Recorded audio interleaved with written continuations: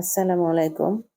একদম সহজ পদ্ধতিতে বিয়েবাড়ির রোস্ট আজকে তৈরি করব। বিয়েবাড়িতে কিন্তু মুরগিটাকে এইভাবেই জাফরানের রং দিয়ে মাখানো হয়। আমি জাফরানের রং দিয়ে খুব সুন্দরভাবে মেখে এবার গরম তেলে এটা ভেজে নেব। খুব বেশি ভাজবো না, হালকা করেই ভেজে নিব। অনেকে মুরগিটা ভাজতে চায় না, এমনি করলেও হয়। কিন্তু আমি বলেছি এটা বিয়েবাড়ির রোস্ট, অতএব এটা খুব ভালোভাবে ভেজে নিতে হবে।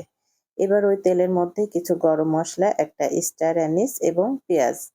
এখানে আমি ২ কাপ পরিমাণ পেঁয়াজ ব্যবহার করেছি। পেঁয়াজটা দেবার পর এখানে দিয়েছি আদা রসুন বাটা এবং কাঁচামরিচ বাটা। এখানে কাঁচামরিচ বাটাটা ব্যবহার করতে হবে, তাহলে স্বাদটা ভালো পাবেন।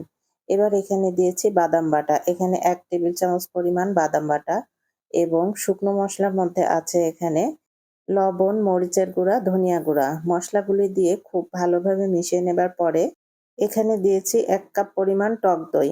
টক দইয়ের পরিমাণটা এখানে অবশ্যই ঠিক রাখতে হবে। আমি এখানে ৩ টা মুরগির রোস্ট করছি। এজন্য এখানে টক দইয়ের পরিমাণটা ১ কাপ পরিমাণই দিতে হবে।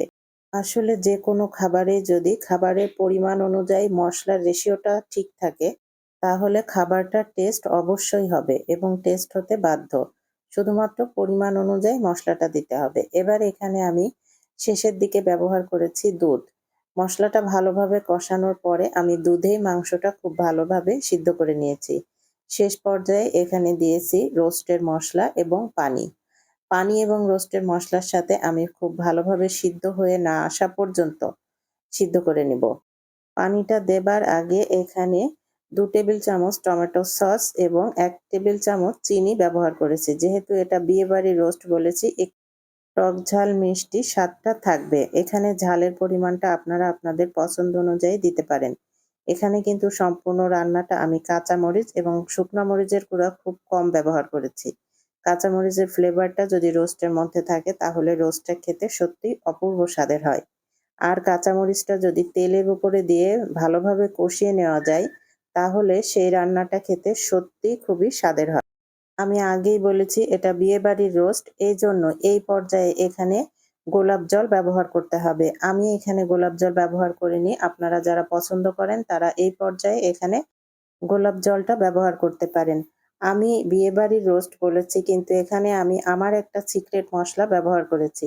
শেষের দিকে আমি এখানে পেঁয়াজের বেরেস্তা ব্লেন্ড করে দিয়েছি। পেঁয়াজের বেরেস্তাটা যদি শেষের দিকে একটু বেটে রোস্টের মধ্যে ব্যবহার করা যায়, তাহলে এর স্বাদটা সত্যিই খুব ভালো হয়। যেহেতু এটা বিয়েবাড়ির রোস্ট বলেছি, শেষের দিকে আমি এখানে ঘি এবং পেঁয়াজের বেরেস্তা, আস্ত বেরেস্তাটা ব্যবহার করেছি। এই ২ টা অবশ্যই দিতে হবে, তাহলেই অথেন্টিক বিয়েবাড়ির রোস্টের ফ্লেভারটা পাবেন।